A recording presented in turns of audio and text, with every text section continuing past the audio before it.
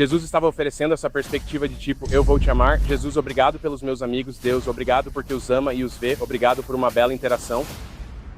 Beleza, pessoal? No vídeo de hoje falamos com alguns furries gays na Parada do Orgulho. Certifiquem-se de curtir, se inscrever e ativar as notificações para saberem quando postamos vídeos. Espero que este os encoraje. Aproveitem o vídeo. Quais são os nomes de vocês? Eu sou Coma. Ryder.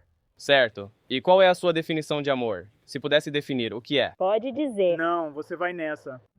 Não, vai em frente.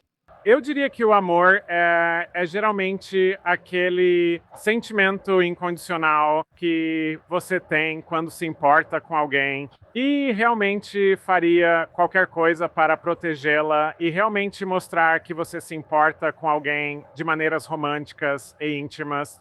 E se não for intimidade ou formas de romance, mesmo que seja apenas outras maneiras de demonstrar amor incondicional, como cuidar de alguém e fazer coisas que tornem o dia dessa pessoa melhor. Sim, e há quanto tempo vocês estão na comunidade LGBTQ e há quanto tempo estão na comunidade furry? Sobre a comunidade furry, no meu caso, desde 2015. Oh, uau, então 10 anos? Sim. E você? 2014? Desde 2014? A mesma coisa, tipo 2016, Uau. quase 10 anos. Acreditam em um deus ou espiritualidade ou o que vocês pensam sobre isso?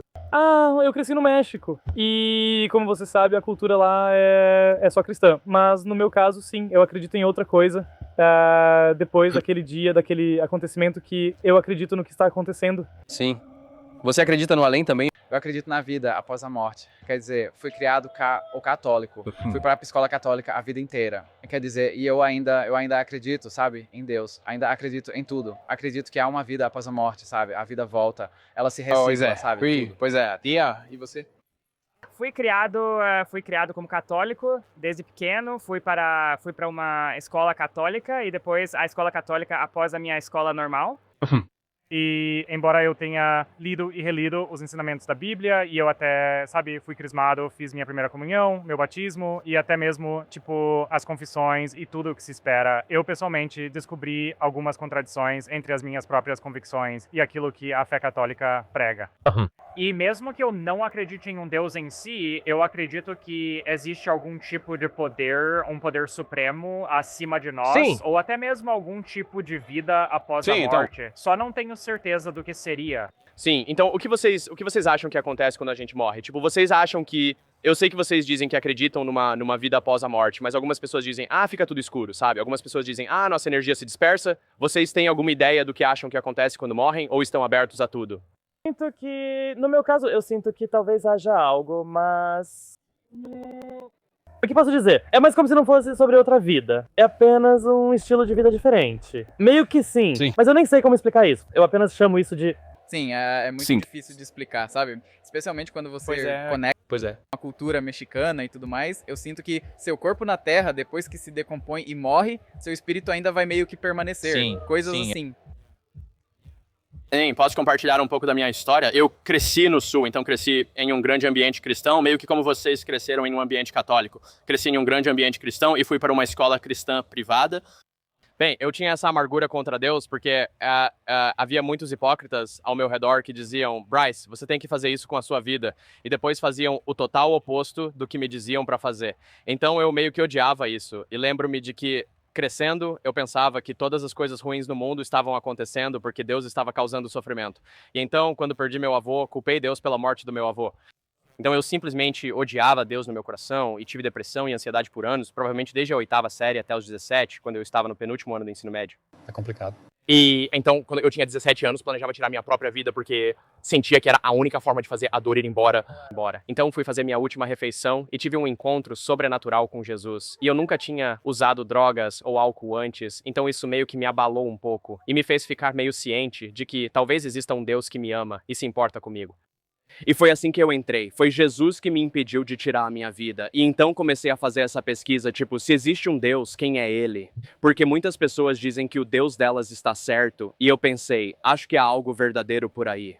E o que mais me chamou a atenção em Jesus, de tudo, foi como você descreveu o amor incondicional, sem amarras, significando que Jesus afirma me amar, mesmo que eu escolha nunca amá-lo de volta. E isso é difícil de encontrar hoje em dia. É como se hoje em dia só se encontrasse amor se eu fizesse algo por você e você fizesse algo por mim. Sim, é um mundo duro. É difícil. E Jesus estava oferecendo essa perspectiva, tipo assim, eu vou te amar, aconteça o que acontecer. E então eu, tipo, comecei a refletir sobre a minha própria vida. Tipo, vocês se conhecem melhor do que qualquer outra pessoa aqui. Vocês sabem os erros que cometeram nas últimas 24 horas, na última semana, as decisões estúpidas. Daquelas decisões estúpidas que tomei, e isso me faz sentir quebrado e não posso ser consertado. E Jesus pegou meu coração partido naquela noite quando eu estava nesse restaurante e me mostrou que ele poderia me curar. Vocês sabem o que é o evangelho? Isso mesmo. Sim, o que é o evangelho? Como Bíblia ou Jesus. Sim, como o evangelho. O que é isso? Os ensinamentos de Jesus Cristo. Certo. Então, o evangelho é como Mateus, Marcos, Lucas e João. Mas os cristãos descreveriam o evangelho como tipo, ei, todos nós estamos quebrados e precisamos de alguém de fora para nos ajudar, certo? Eu tentei muitas coisas enquanto crescia para curar o vazio no meu coração e nunca funcionou. E a Bíblia diria, ei, estamos todos quebrados e essa quebra e nossos erros nos separam de Deus. Há como uma lacuna na relação entre mim e Deus e o nosso pecado, mas Jesus nos ama o suficiente para pagar o preço que eu e você merecemos pagar pelos nossos pecados, certo? É como um criminoso. Se um criminoso mata alguém, ele merece ser julgado, merece ir para a prisão. É como se, por fazermos coisas erradas, merecêssemos castigo, mas Jesus diz, ei, amo tanto os meus filhos que vou pagar o preço que eles merecem pagar para que possam ser meus amigos e ter um relacionamento comigo. E essa é a beleza do evangelho. Jesus derrotou aquilo que nos separa dele, que é o nosso pecado e os nossos erros. E eu acho isso tão bonito e é assim que Jesus transformou minha vida. Galera, abrimos uma caixa postal, o endereço está bem aqui. Vocês podem enviar cartas, pacotes, coisas legais, coisas engraçadas, coisas sentimentais, o que quiserem. Vamos abrir em live e no Snapchat, então se você já quis nos enviar cartas ou coisas engraçadas para abrirmos, agora é a hora. Endereços bem aqui. Amo vocês. Mal posso esperar para abrir suas coisas. E aproveitem o resto do vídeo. Tudo bem se eu orasse por vocês e os abençoassem? Seria ok? Sim, Jesus, obrigado pelos meus amigos. Deus, obrigado por amá-los e vê-los. Obrigado por uma linda interação. Deus, pedimos que fales aos nossos corações e aos deles. Deus, poderias revelar-te a eles, envia pessoas para lhes mostrar o teu amor, revela-te a eles em sonhos e visões. Deus, muito obrigado por nos amares tanto.